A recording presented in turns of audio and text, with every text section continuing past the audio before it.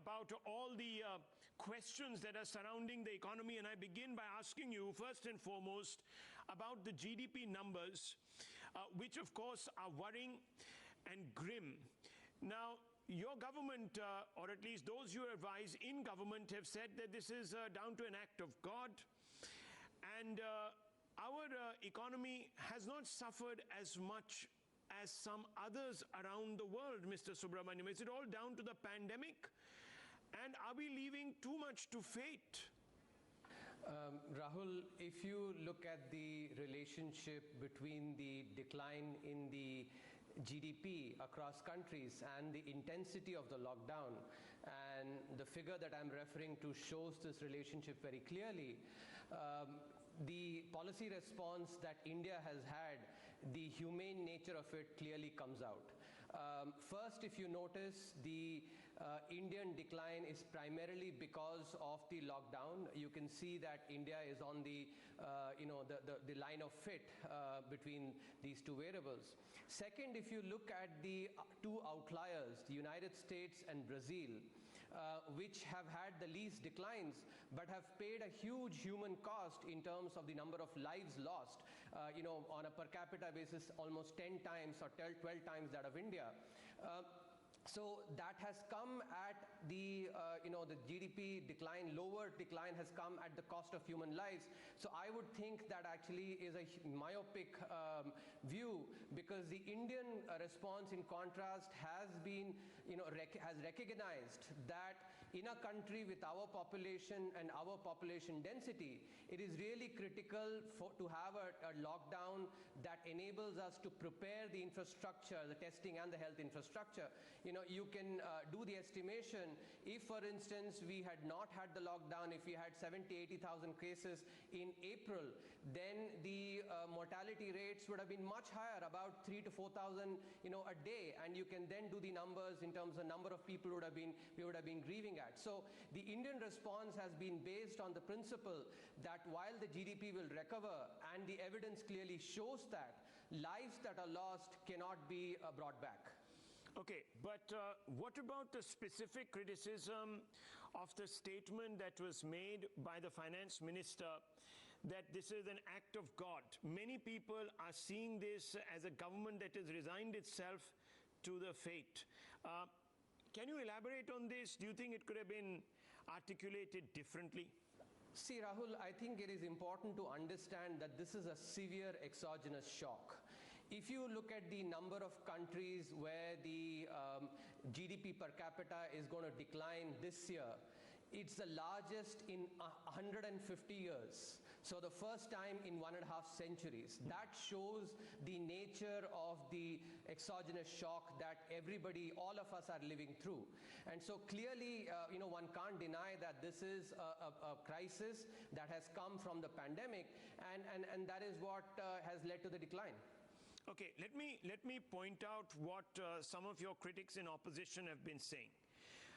This is P. Chidambaram's claim, and he said that in one quarter of the GDP output as of 30th June 2019 has been wiped out over a period of 1 month. This is what the numbers are being thrown about. Why do you say that the Congress claims need to be dispelled? You've written an op-ed. I've read that op-ed. Why do you believe so? So, Rahul, we have to understand that this claim provides the foundation for pushing this narrative that the decline in Q1 is related to the economic performance before the COVID. Here it is very important to understand the basic conceptual error that is being made. GDP is a flow variable, like the amount of water that flows through the tap, in an interval of time. So the GDP in the April to June quarter of this year is actually measuring the amount of economic activity that happened in this quarter and compares it to the same last year only because there is seasonality that affects economic activity. Now, attributing this as if GDP is a stock variable and therefore there has been a depletion in that stock over the last 12 months, to the extent of 23.9% is clearly incorrect, because that is confusing a flow variable with a stock variable, and that is the foundation of this narrative that the decline is because of the pre-COVID economic conditions. Well, since you talk about flow and a metaphor to do with water, let me point out what Mr. Chidambaram said in specific. He says that it all began with demo, and that for 8 successive quarters in 2018 to 2019 and 2019 to 2020, the GDP growth kept declining from 8.2% to 3.1%. I quote him to say, and he mentions you, this point was made a zillion times, but the government pretended that India was the fastest growing economy in the world, and in a barren desert without any sign of water, the finance minister and the chief economic advisor saw green shoots. You need to really counter this with a set of facts. Mr. Subramanian. Rahul, if you look at the, what we wrote in the economic survey this year, we clearly acknowledged that there has been a decline, and we, attributed primarily that, to the financial sector problems. But if you also look at the data, very clearly the economy was shaping up very well till the month of February. If you look at several indicators, you take exports, you look at the index of industrial production, the output of 8 core sectors, cement production, electricity generation, railway freight, all these indicators were in positive territory for the first time since July 2019. And the Purchasing Managers Index, which is an indicator of future economic activity, had risen sharply in February, especially in the service sector, which is the dominant engine for growth in the Indian economy. And if you look at the mobility data that's put out by Google, clearly the pandemic affected us in the month of March, where mobility came down 20% compared to January and February. And March is a very important month, it's the last month of the year. So based on the decline in these indicators, the indicators that high-frequency indicators I mentioned, it's very clear that if the pandemic had not happened, the growth would have been far higher than 3.1%, and in fact would have reversed this decline, in previous quarters, would have been higher than the previous quarter. Let me ask you, Mr. Subramanian, we opted for the strictest lockdown anywhere in the world, and we have seen the outcome of that. You're citing the March figures, but cases are continuing to rise at a record rate. We are on our way, in fact, to becoming perhaps the country in the next few months with the largest number of cases. There seems to be no respite because at this moment in time, there is no real vaccine in sight. It's all in the works. They're all being tested. Our fight against this infection seemed to have obviously suffered. Will that have a prolonged impact, both psychologically with regards to sentiment and functionality on the economy going forward? Firstly, Rahul, it's important to understand that the spread of a pandemic depends on what researchers call the network effects, and which in turn is dependent on the magnitude of the population and the population density. If you looked at the rate of doubling, when the lockdown started, it was happening in 3.5 days. In contrast, now the rate of doubling is 50 days, almost 15 times slower. Now, when you look at the actual number of cases, that is affected both by the rate of growth, which is about 1.4% now, and the base on which it is growing. So, to illustrate very clearly, 10% of 100 and 1% of 1,000 are both 10. So, the number of cases now are increasing because they're increasing at a much lower rate, but start on a higher base. And this is very important for us to keep in mind. At the same time, we've also seen that the unlock phase has really enabled recovery of several indicators, which suggests that the precipitous decline that had happened in the months of April and May, now recovery is underway, and that is displayed by several high-frequency indicators. Let me ask you this question point blank. Are we considering another lockdown? Israel becomes the first country to go for a second major lockdown. Is that on the cards at any point in the future?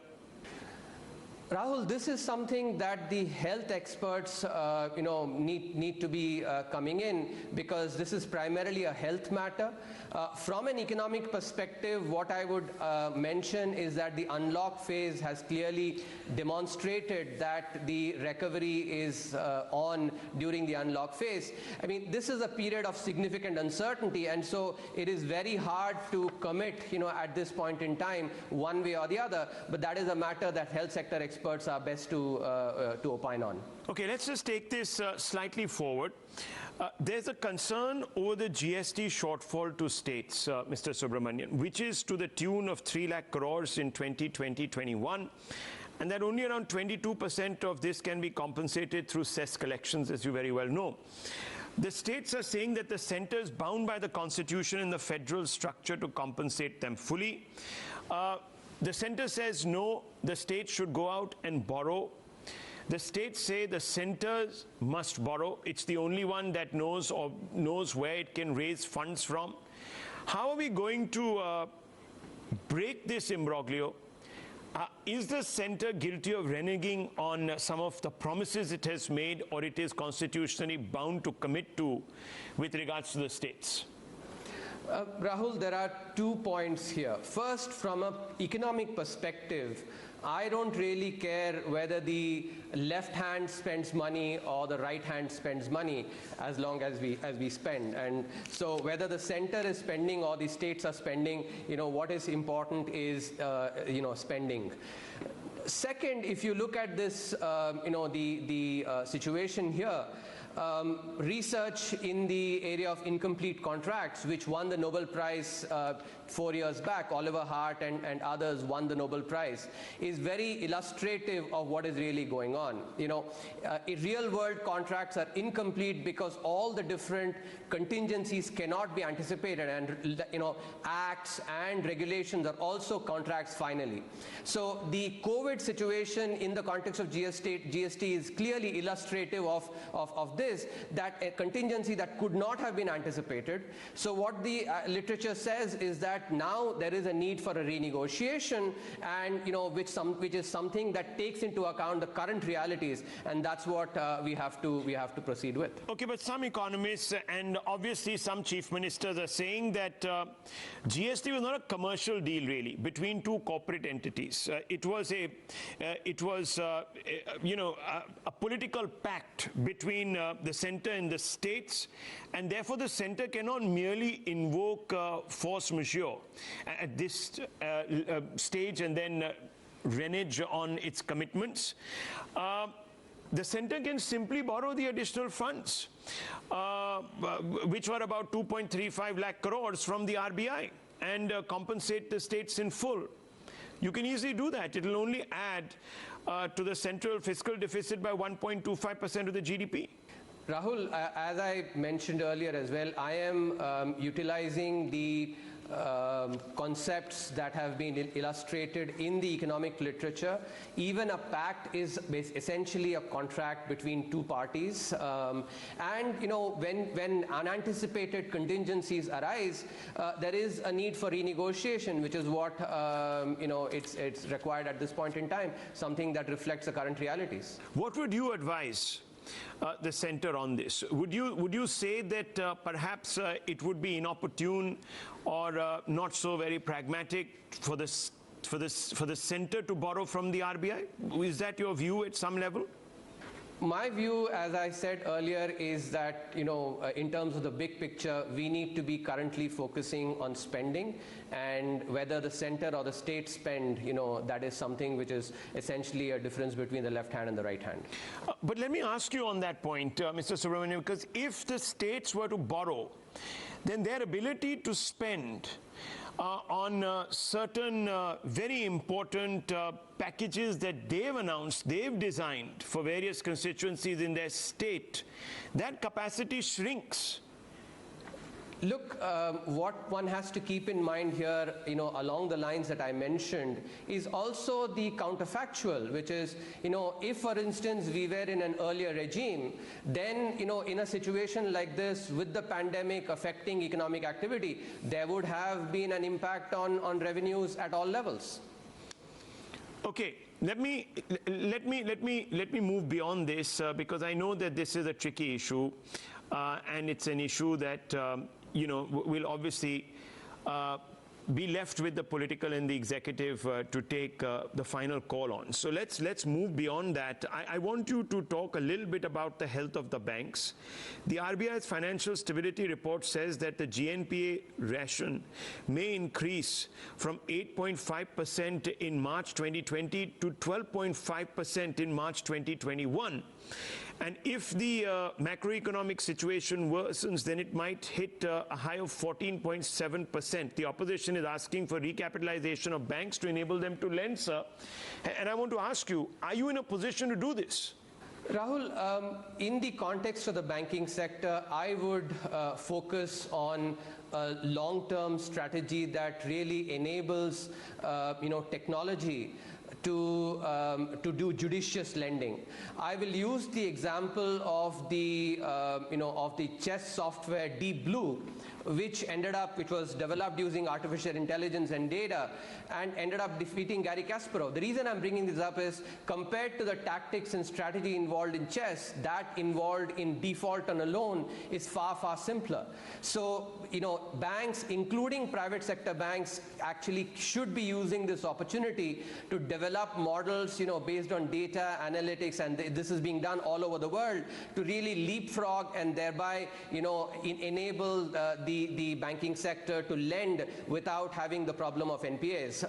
Here, I would actually use the parallel that the banking sector in India resembles the 1990s cricket team, which was very good at home, but did not really have much recognition, globally.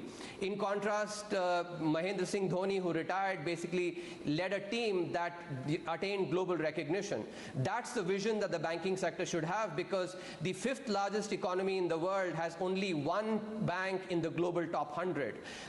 Every large economy has multiple times that. China has 18 banks in the global top 100. US has 12. So the banking sector, this is a opportunity to really utilize technology to enable lending, while at the same time minimizing default. So this is really the disruption that the banking sector should be looking to utilize. But the key really is expenditure, isn't it, at this stage? It's expenditure. Fiscal measures are necessary to arrest the slide, boost demand, slash consumption. Now, there are ways, creative ways, that the government can employ to raise capital. And perhaps that's why many people were hoping that we would push the envelope a little bit on the recapitalization of banks. That's where this sort of feeds in.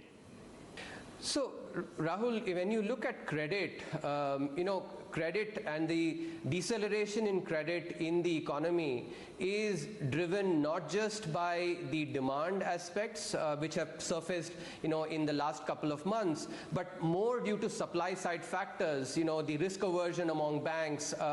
So even before the COVID pandemic, the, deceleration in credit was happening, and that was primarily related to the, the supply side factors, did not have much to do with capital. So that's the point that I'm trying to make, that, this is really an opportunity to create that space by investing in technology, and thereby enable lending without the recurring problem of non-performing assets, and that's the long run, aspect that we must be focusing on. Final two questions as we're coming to the end of time. Mr. Subramaniam, some of the biggest engines for growth, private consumption and business investments have fallen drastically. Private consumption has fallen by 27% and investments are half of what they were in the same quarter last year. How does the government plan to revive this as they accounted for 88% of India's GDP? First, Rahul, I think we have to acknowledge that this crisis is very different from all previous crises which originated from economic factors. Sure. In this case, the crisis comes from a pandemic, and the uncertainty that it creates affects discretionary consumption, because all of us, indulge in this precautionary motive to save. This is seen in the data as well. Now, in the context of discretionary consumption, what the government is trying to do is to push on the infrastructure pipeline, because that is something that really creates jobs in the construction sector, puts money in the hands of, especially in the informal sector, and thereby pushes consumption as well. Also, the exports, PLI scheme also is a very good opportunity, because to bring investment. So together, the infrastructure pipeline and the exports scheme can really create investments in the economy, and thereby also push consumption by putting money in the hands of people. Let me ask you, the opposition is still insisting on cash transfers to the poor. You resisted this during the height of the lockdown and the migrant crisis, but can you continue to do so now when we are in an unlocked stage and when we have a fair idea of the devastation that the lockdown has really caused, or COVID rather has caused, on people's lives? Do you believe that there is a need to enhance or come out with another stimulus? There is a case for looking at pushing consumption, especially discretionary consumption, and those can be done through creative means rather than just giving cash, because the concern with giving cash is that that may go and sit as savings and may not really encourage consumption, in which case you will basically have money spent but without having the desired effect. So it is really critical to ensure that consumption, especially some discretionary consumption, is focused on and not just cash, because as we've seen, cash, because of the precautionary motive to save, does not create really consumption. And this is across the world. Even research now in the United States, based on the checks that were mailed in March, shows that that's been used primarily for essential goods, not for for discretionary items. So you're ruling out cash transfers. You're completely ruling that out. You're going to think of other creative ways of boosting demand. Cash transfers already are being done, to the vulnerable sections. True. But discretionary consumption comes, more from the middle class, and that's where we should be focusing on. Okay. Finally, have we now reached a situation where the RBI may have to monetize government debt, sir? So, in this situation, what is really important for us is to keep all the options open so that we can do the necessary spending to push growth, because in a time like this, it's really important for the consumption to be boosted, and investment also by doing the necessary spending, and therefore all options must be on the table. What are the broad contours that you are considering? What are the broad contours that you are considering with regards to some sort of a financial package? I've already indicated some of them, focusing on durable goods and thereby pushing discretionary consumption, doubling down on the infrastructure pipeline so that can create activity in the construction sector, bring jobs in the informal sector as well. The export PLI, because demand in some countries is going up, and that provides incentives for exports to go up. So these must be the areas that we must focus on and push going forward. Thank you, Mr. Subramanian, for speaking to me and speaking to viewers through Times Now. We've asked all the pertinent questions. The viewers and analysts and the opposition that perhaps is tuning in to this broadcast can assess the responses for themselves. Thank you very much. Thank you. It's been a real pleasure.